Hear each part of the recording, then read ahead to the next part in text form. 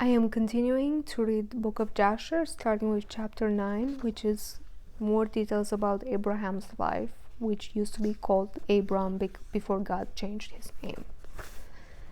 Chapter 9. And Haran, the son of Terah, Abram's oldest brother, took a wife in those days. Haran was 39 years old when he took her, and the wife of Haran conceived and bore a son, and he called his name Lot. And she conceived again and bare a daughter, and she called her name Milcah. And she again conceived and bare a daughter, and she called her name Sarai. Okay. Haran was 42 years old when he begat Sarai, which was in the 10th year of the life of Abram. And in those days Abram and his mother and nurse went out from the cave, as the king and his subjects had forgotten the affair of Abram. And when Abram came out from the cave, he went to Noah and his son Shem, and he remained with them to learn the instruction of the Lord and his ways. And no man knew where Abram was, and Abram served Noah and Shem his son for a long time. And Abram was in Noah's house 39 years, so until he was 49. And Abram knew the Lord from 3 years old, and he went in the ways of the Lord until the day of his death, as Noah and his son Shem had taught him. And all the sons of the earth in those days greatly transgressed or sinned against the Lord, and they rebelled against him, and they served other gods, and they forgot the Lord who had created them in the earth.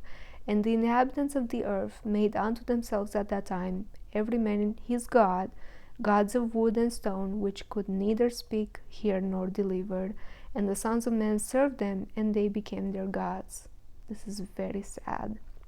But it's such a blessing that Abraham was alive, he survived, he was taken care of, his parents were wise, and he ended up being raised by Noah and Shem, which were amazing, wise people who survived through the global flood. And that's interesting that his wife, Sarah, because the Bible doesn't mention what their relation was yet, but his wife, Sarah, was Lot's sister, and he always took care of Lot. They were really close, his nephew. So that means that Abraham's wife was Lot's sister, and she was his niece. He was her uncle. It's interesting. So then it feels like Abraham and Lot were very close in age. I always imagined Abraham being a lot older than Lot, but no, they were pretty much the same age. They were probably like best friends. They weren't like an old uncle and a young nephew kind of relationship. That's very interesting. If this is true, this is very interesting. Okay, so moving on.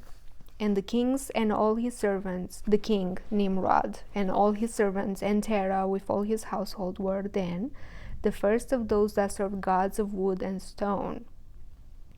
So Terah was also serving demons. He was not serving God either, Abraham's dad. And Terah had 12 gods of large size. I guess the richer, the more gods you got, made of wood and stone, after the 12 months of the year. And he served each one monthly, and every month Terah would bring his meat offering and drink offering to his gods. Thus did Terah all the days. And all that generation were wicked in the sight of the Lord, and they thus made every man his god, but they forsook the Lord who had created them. And there was not a man found in those days in the whole earth who knew the Lord, for they served each man his own made-up god, except Noah and his household, and all those who were under his counsel. Those knew the Lord in those days. And Abram the son of Terah was waxing great in those days in the house of Noah, and no man knew it, and the Lord was with him. And the Lord gave Abram an understanding heart, and he knew all the works of that generation were vain, and that all their gods were vain, and were of no avail. And Abram saw the sun shining upon the earth, and Abram said unto himself, Surely now this sun that shines upon the earth is God, and him will I serve. Because Abraham didn't know what God looked like, so he thought he must be the sun, which is not true. And Abram served the sun in that day, and he prayed to him. And when evening came, and the sun set as usual, and Abram said within himself, Surely this cannot be God. And Abram still continued to speak within himself, Who is he who made the heavens and the earth? Who created upon earth? Where is he? So he's trying to get to know God and understand who he is. The sun cannot be God because God made the sun. The sun cannot make itself. God made the sun. God is bigger than the sun. God is not the sun. The sun is not God. And night darkened over him, and he lifted up his eyes toward the west, north, south, and east, and he saw that the sun had vanished from the earth, and the day became dark. And Abram saw the stars and moon before him, and he said, Surely this is the God who created the whole earth as well as man, and behold, these his servants are gods around him. And Abram served the moon and prayed to it all that night. And in the morning when it was light and the sun shone upon the earth as usual, Abram saw all the things that the Lord God had made upon the earth. And Abram said unto himself, Surely these are not gods that made the earth and all mankind, but these are the servants of God. So Abram understood the stars and the moon and the suns are not God. And Abram remained in the house of Noah, and there knew the Lord and his ways, and he served the Lord all the days of his life, and all that generation forgot the Lord, and served other gods of wood and stone, and rebelled all their days. So Abram didn't know what God looked like, because God was spirit. He was trying to find something that he can see, because he didn't understand the spiritual side of things yet. And King Nimrod reigned securely, and all the earth was under his control, and all the earth was of one tongue and words of union. And all the princes of Nimrod and his great men took counsel together, Put, Mitzrayim, Cush, and Canaan with their families, and they said to each other, now it goes to the Tower of Babel story, Come, let us build ourselves a city, and in it a strong tower, and its top reaching heaven, and we will make ourselves famed, so that we may reign upon the whole earth, upon the whole world, in order that the evil of our enemies may cease from us, that we may reign mightily over them, and that we may not become scattered over the earth on account of their wars. So they want to have the ultimate power over the earth and didn't want to lose it. And they all went before the king, and they told the king these words, and the king agreed with them in this affair, and he did so. And all the families assembled, consisting of about 600,000 men, and they went to seek an extensive piece of ground to build the city and the tower. And they sought in the whole earth, and they found none like one valley at the east of the land of Shinar, about 2 days' walk, and they journeyed there, and they dwelt there. And that is, Shinar is the town that Nimrod built, that Nimrod lived in and reigned from.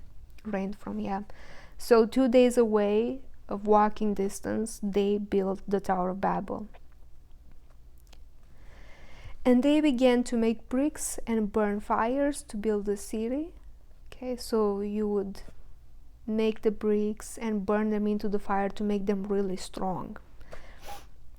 And the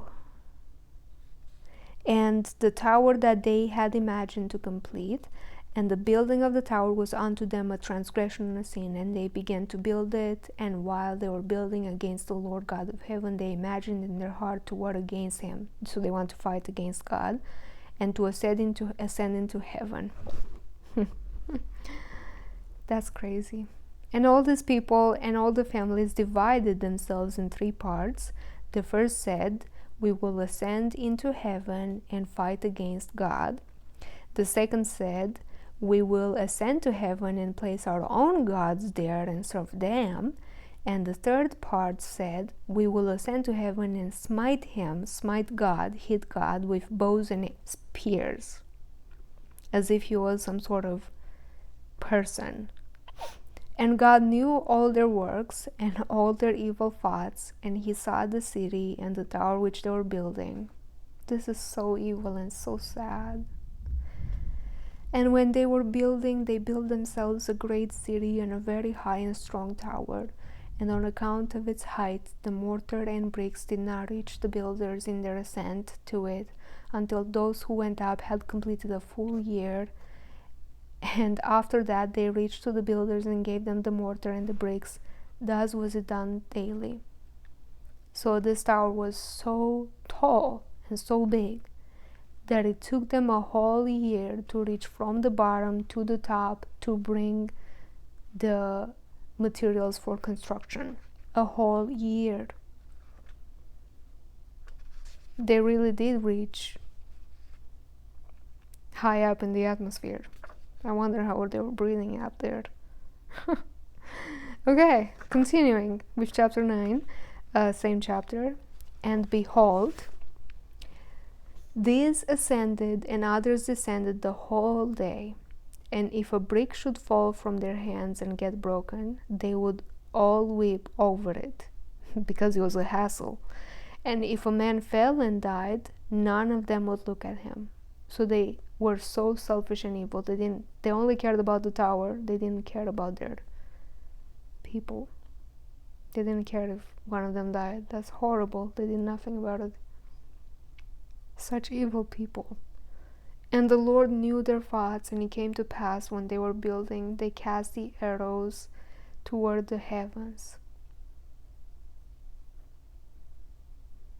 And all the arrows fell upon them, filled with blood.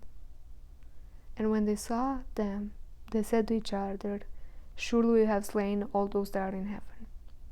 For this was from the Lord. God made it look like they were covered in blood to trick them. Because you cannot kill God with bows and arrows, his spirit. In order to cause them to err, and in order to destroy them from off the face of the ground. If you think you can trick God or win against God, you're wrong. And they built the tower and the city, and they did this thing daily until many days and years were elapsed. And God said to the 70 angels who stood foremost closest before him, to those who were near to him, saying, come, let us descend and confuse their tongues, that one man will not understand the language of his neighbor. And they did so unto them, and from that day following they forgot each man his neighbor's tongue, and they could not understand to speak in one tongue. And when the builder took from the hands of his neighbor lime or stone, which he did not order, the builder would cast it away and throw it upon his neighbor, that he would die. And they did so many days, and they killed many of them in this manner. This is so sad. And the Lord smote the 3 divisions that were there, and he punished them according to their works and designs. Those who said, we will ascend to heaven and serve our gods, became like apes and elephants.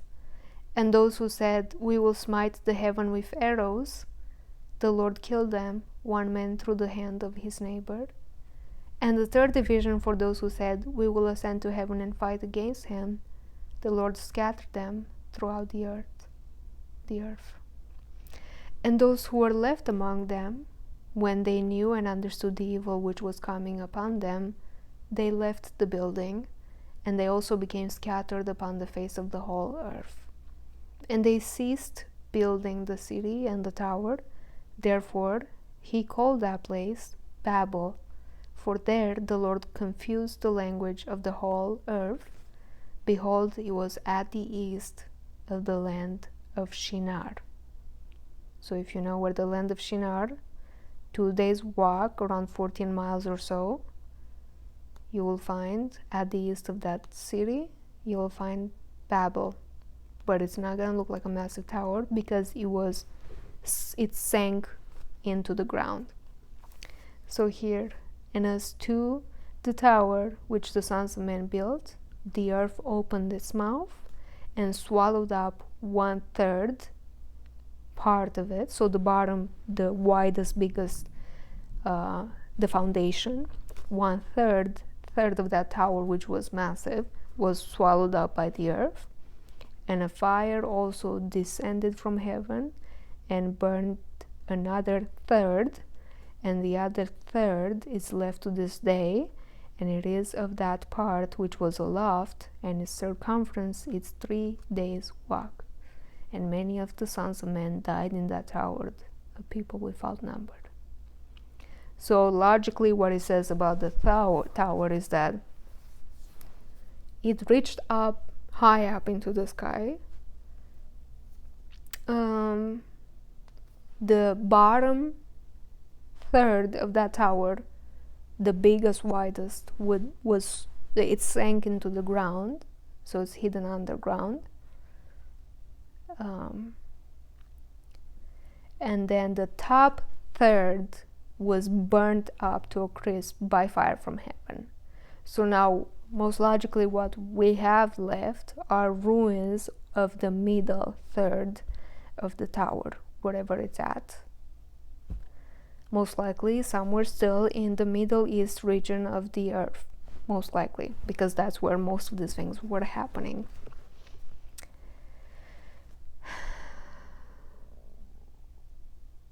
Yeah. And that was chapter 9.